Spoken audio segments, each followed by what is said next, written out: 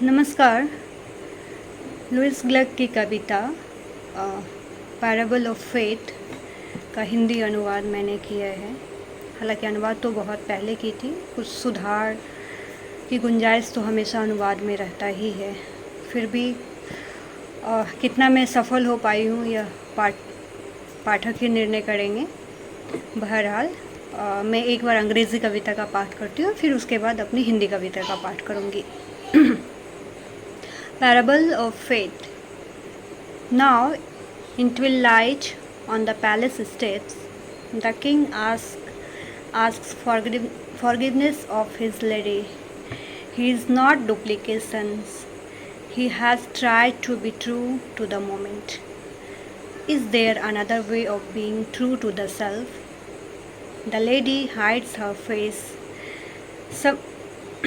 somewhat assisted by the shadows. She weeps for her past when one has a sacred life. When one has a sacred life, one's tears are never explained.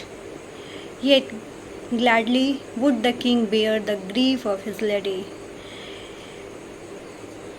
His is the generous heart, in pains as in joy. Do you know what forgiveness means? It means the world has sinned. The world must be pardoned. It means the world has sinned. The world must be pardoned. अब इसका हिंदी अनुवाद जो मैंने किया है वह आप सबके सामने प्रस्तुत करती हूँ। इस हिंदी अनुवाद को मेरे एक गुरु ने शुद्ध भी किया है कहीं कहीं, तो मैं उनका आभार प्रकट करती हूँ उनको। मैं पाठ करती हूँ। विश्वास की नीति कथा। गोधूली बेला में महल की सीढ़ियों पर राजा मांगता है क्षमा।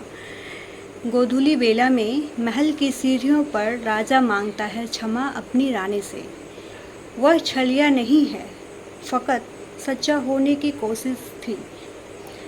उस क्षण यही वाजिब था। है कोई और भी रास्ता अपने आप के सम्मुख खड़ा होने का? महारानी अपना चेहरा छुपा लेती है बहुतेरे सायों की ओट में, कुछ हद तक रोती हुई अपने बीते सालों के लिए। जिनकी ज़िंदगी का कोई राज बचा रह गया हो, तो उसके आंसुओं का लेखा जोखा दे पाना कभी मुमकिन नहीं। फिर भी राजा खुशी खुशी सहता है अपनी रानी के दुख। सुख और दुख में एक सा दिल का राजा। सुख और दुख में एक सा दिल का राजा। जानते हो माफ़ी का मतलब क्या होता है? जानते हो माफ़ी का मतलब क्या होता है? माफ़ी का मतलब है इस दुनिया ने पाप किए हैं और इस संसार को माफ़ कर ही दिया जाना चाहिए। माफ़ी का मतलब है इस दुनिया ने पाप किए हैं और इस संसार को माफ़ कर ही दिया जाना चाहिए। बहुत शुक्रिया आप सभी का। आभार।